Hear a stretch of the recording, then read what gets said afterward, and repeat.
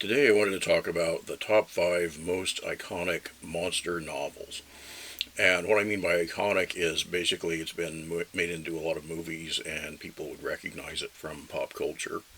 So, um, with that in mind, I thought I would start with number 5, which to me is Frankenstein. And I have it here in a edition of, it's called the Mary Shelley Reader. It's kind of an academic collection of her work. And what's so great about Frankenstein? I have to say, as a piece of writing, it's not that amazing to me. Um, it's the work of a teenager, and it has some flaws in it, but it has a lot of ideas, and I think that's what people find really rewarding when they come to it. It's not just the part you get in the movies where it's about the ethics of whether science should create something or not. It has a lot more to it, and so, for example, um, there's the matter of creation as collaboration. Throughout the story of Victor inventing his monster, we see that it takes him about 9 months. Sorry, there's a fly in here. It takes him about 9 months, and there are all these little references to it being like the birth of a child. He refers to it as his labors and his confinement and so forth. And his real crime, as the novel paints it, is that he did it all alone. Uh, he reproduced solo. He didn't include loved ones in the effort. So that's his big sin. And it kind of has interesting implications. Mary Shelley and her partner Percy were very interested in kind of saving the world through the collaboration of intellectuals and artists. They weren't seeing themselves as people who would change the world just in particular novels and so forth. They thought that if you collaborated, and this is why the Shelleys came together with Lord Byron, for example, to um, share ideas and kind of inspire each other to greater and more significant work. So all of that is kind of at least hinted at and in some ways developed in the novel of Frankenstein. Here's a little passage from Frankenstein. This is my favorite part of it, and this is the actual creation scene. It was on a dreary night of November that I beheld the accomplishment of my toils. With an anxiety that almost amounted to agony, I collected the instruments of life around me, that I might infuse a spark of being into the lifeless thing that lay at my feet. It was already 1 in the morning. The rain pattered dismally against the panes, and my candle was nearly burnt out, when, by the glimmer of the half-extinguished light, I saw the dull yellow eye of the creature open. It breathed hard, and a convulsive motion agitated its limbs. How can I describe my emotions at this catastrophe? Or how delineate the wretch whom with such infinite pains and care I had endeavored to form? His limbs were in proportion, and I had selected his features as beautiful. Beautiful. Great God! His yellow skin scarcely covered the work of muscles and arteries beneath.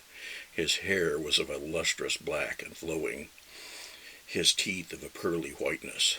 But these luxuriances only formed a more horrid contrast with his watery eyes, that seemed almost of the same color as the dun white sockets in which they were set, his shriveled complexion, straight black lips. So, Mary Shelley, Frankenstein. That's number 5 on my list. Okay, number 4, um, Dracula, the other most famous, iconic horror novel. And what I think is the strength of Dracula is its tremendous invention.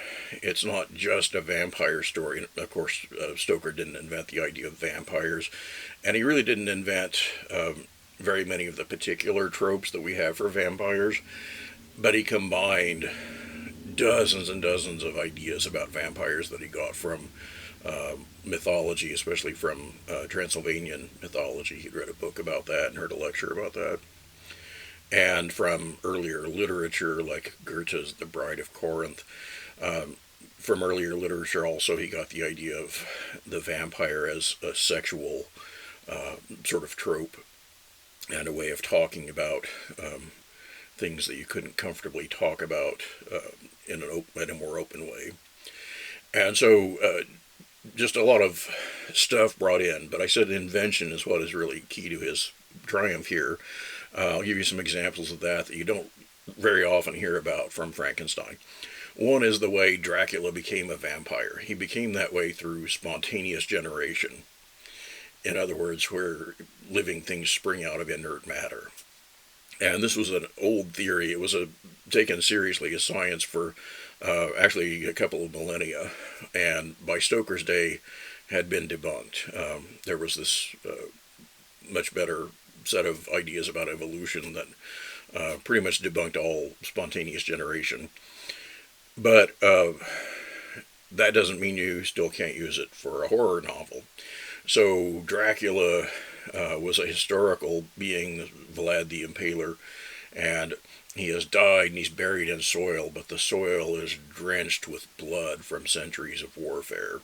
And in Stoker's creative imagination, that could cause flesh to reform on the dead body, but it would be an unholy kind of flesh.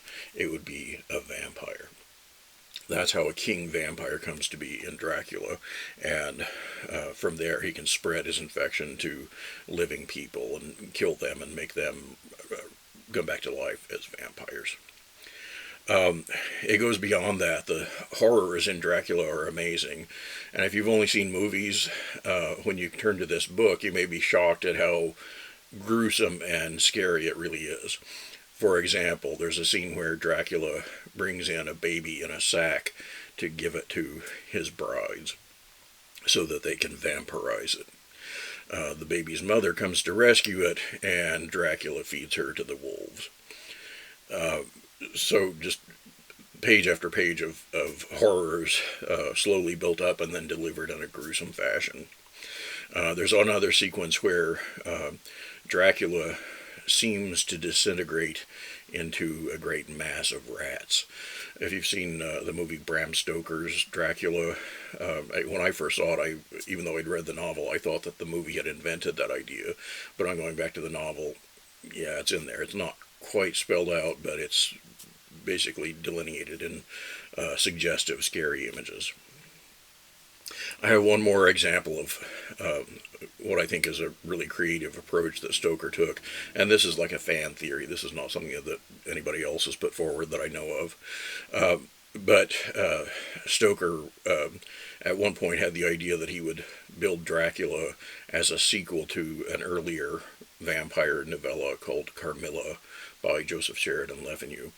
And in another video I've talked about how his short story Dracula's Guest plays with that idea. In Dracula, if you haven't read Carmilla, no problem. You don't need to understand Dracula. But if you have read Carmilla, there's a moment that might just be a callback to it. And to me, this is kind of a cool link between the two great vampire stories. And this moment is when Jonathan Harker is sort of seduced by three vampire brides of Dracula. Two of them look like people from Dracula's country, and they're described in this kind of uncomfortably race-specific way. But the third one seems to be an English lady. Maybe that's Laura, the protagonist of Carmilla. There are a few little hints to suggest that. I'm going to read you that passage when Jonathan Harker meets up with the three brides. He's been wandering through Dracula's castle unsupervised. Dracula, by this time, is his enemy and has told him that he must not only fall asleep in his own little apartment that Dracula has assigned him. If he goes somewhere else, he should make sure that he doesn't fall asleep there. But then, in kind of an act of defiance, he does go to sleep in some other part of the castle. And then he wakes up and he wonders whether he's dreaming. I was not alone, he says. The room was the same, unchanged in any way since I came into it. I could see along the floor in the brilliant moonlight my own footsteps marked where I had disturbed the long accumulation of dust. In the moonlight opposite me were three young women, ladies by their dress and manner. I thought at the time that I must be dreaming when I saw them, for, though the moonlight was behind them, they threw no shadow on the floor. They came close to me and looked at me for some time, and then whispered together. Two were dark and had high aquiline noses like the Count, and great, dark, piercing eyes that seemed to be almost red when contrasted with the pale yellow moon. The other was fair as can be, with great wavy masses of golden hair and eyes like pale sapphires. I seemed somehow to know her face, and to know it in connection with some dreamy fear, but I could not recollect at the moment how or where. All three had brilliant white teeth that shone like pearls against the ruby of their voluptuous lips. There was something about them that made me uneasy, some longing, and at the same time some deadly fear. I felt in my heart a wicked, burning desire that they would kiss me with those red lips. And then the scene goes on, and it gets actually more erotic than that. Okay, so those are the first couple of novels. At number five and number four, Frankenstein and Dracula, and they are the most famous of all monster novels. So the three that are left are less famous, but I think maybe even better written. And so at number 3 on my list is Dorian Gray, The Picture of Dorian Gray by Oscar Wilde. And I'm going to read a passage of that from the complete works of Oscar Wilde, which is ugly, yet massive and hard to hold on to. But gosh, it has a lot of great stuff in it. And I think Wilde is just one of the great stylists. He's just takes enormous care to make his prose passages like poetry. And this is actually a frustration that I have encountered from some people. They find the beautiful writing so distracting that they'd kind of rather have more of a story. If you want a story, there's a pretty good one in here, but it's not a twisty plot story. It's not as fun as Dracula, for example. And as far as ideas, it's probably not as rich as Frankenstein. But if you like good prose, this is a great one. And so I'm going to read you a passage from this. And I was trying to figure out which passage I wanted, and I haven't read the book in a couple of years. So I thought, well, what part of it do I remember being especially good? And then what I actually remembered was that it's so well written you could probably just open any page and put your finger down. And that's what I did, and I marked it because that paragraph was indeed really cool. And so here it is. What's happened here is that Dorian is feeling the pangs of guilt because he thinks someone has witnessed something hideous he did. The next day, he did not leave the house, and indeed spent most of the time in his own room, sick with a wild terror of dying, and yet indifferent to life itself. The consciousness of being hunted, snared, tracked down had begun to dominate him. If the tapestry did but tremble in the wind, he shook. If the dead leaves that were blown against the leaded panes seemed to him like his own wasted resolutions and wild regrets.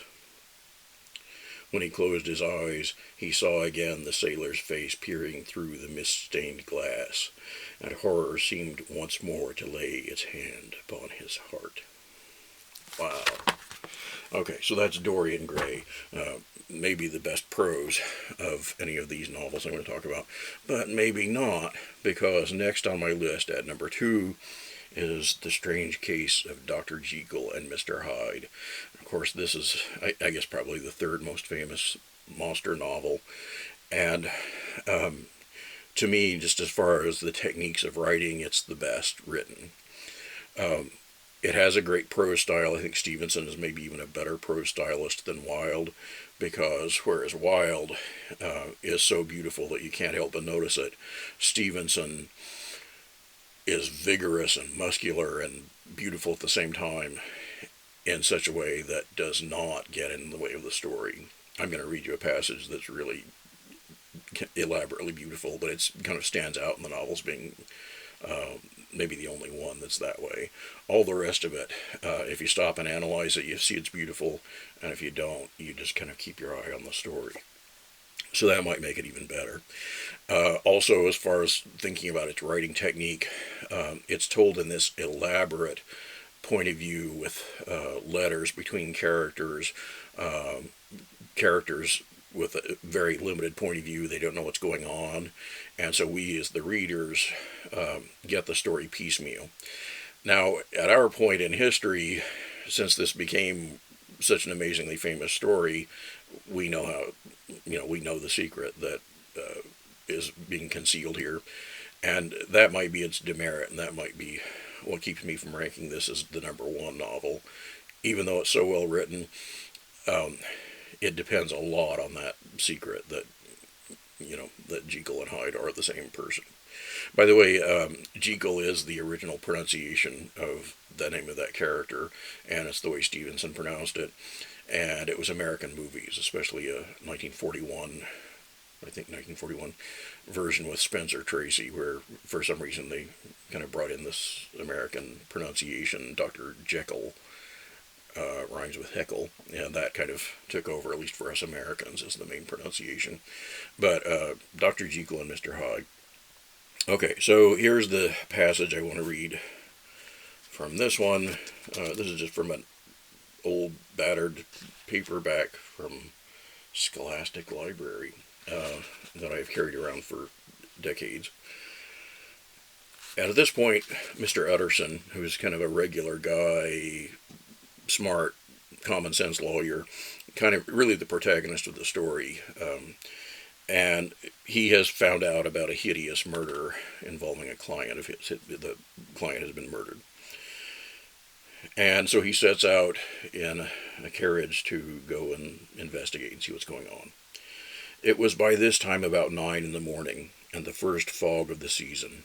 A great chocolate-colored pall lowered over heaven, but the wind was continually charging and routing these embattled vapors, so that as the cab crawled from street to street, Mr. Utterson beheld a marvelous number of degrees and hues of twilight.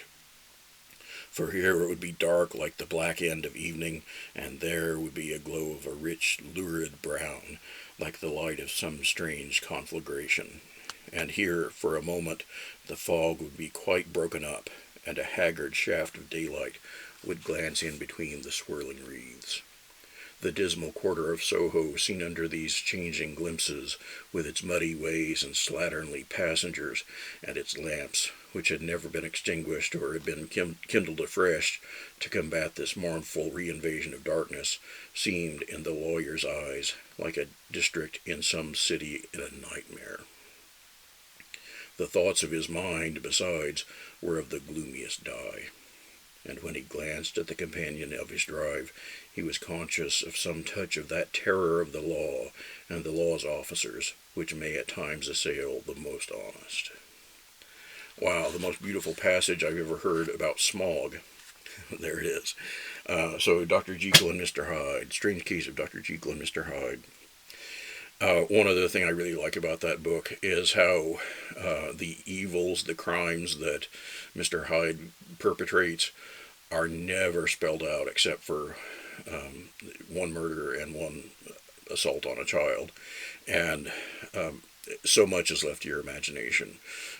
So whatever you think of as evil is kind of what you can imagine into that novel. Okay, so that leaves me with my number one pick, and it's probably the most obscure novel on my list, but I think it's the best of these 5 iconic monster novels, and it is The Island of Dr. Moreau by H.G. Wells.